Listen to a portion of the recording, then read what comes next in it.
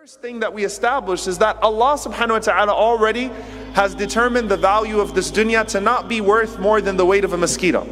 And Ibn al-Qayyim rahimahullah ta'ala says, as for the believers, because of their knowledge of Allah and what Allah has informed them of the nature of this dunya, they also are not deluded by it.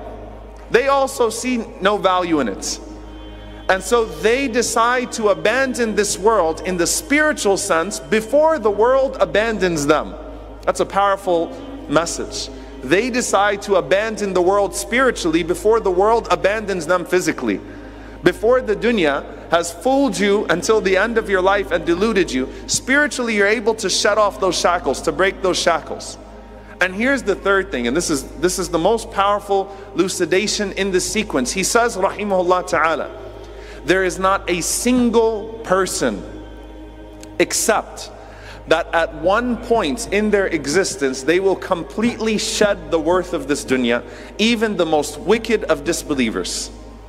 Because on the day of judgment, Allah subhanahu wa ta'ala says, يَوَدُّ الْمُجْرِمُ لَوْ يَفْتَدِي مِنْ عَذَابِ يَوْمِئِذٍ بِبَنِيهِ وَصَاحِبَتِهِ وَأَخِيهِ وَفَصِيلَتِهِ الَّتِي تُؤْوِي. That on the day of judgment, a person would be willing to present this world in gold to Allah subhanahu wa ta'ala to get themselves out of the situation that they're in the hereafter. They have no love for this world whatsoever. They would be willing to abandon everything of this dunya to better themselves in the hereafter. And he said that's why it was called dunya.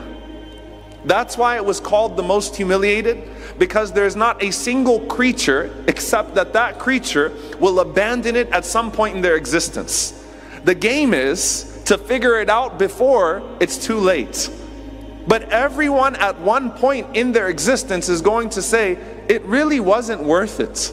It really wasn't worth it. Some people come to that realization in this world, but they come to it too late to actually do anything about it, like Fir'aun. Fir'aun came to the realization as he was drowning. And you can just think about this, subhanAllah. Think about Fir'aun, you know, one of the most painful deaths is the death of drowning. Think about those last seconds of Fir'aun in that sea as he's drowning, and life is replaying itself in Fir'aun's mind.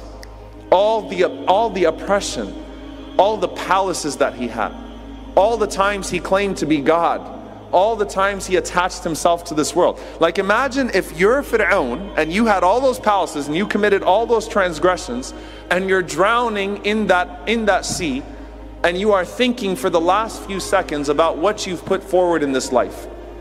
That's powerful.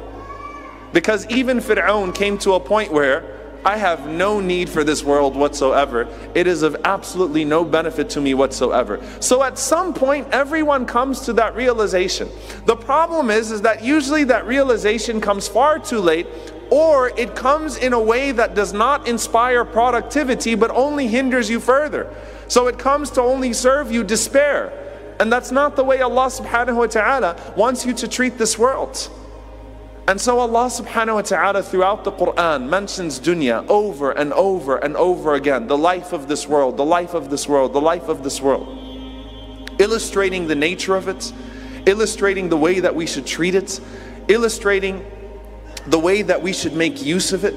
وَلَا تَنْسَى نَصِيبَكَ مِنَ الدُّنْيَا. And do not forget that which is in this dunya. Pursue the akhirah. Run towards the hereafter. بَادِرُوا بِالْأَعْمَالِ الصَّالِحَةِ. Rush to prepare yourself in the hereafter. But at the same time, don't forget your position in this world. Don't forget what's been presented to you.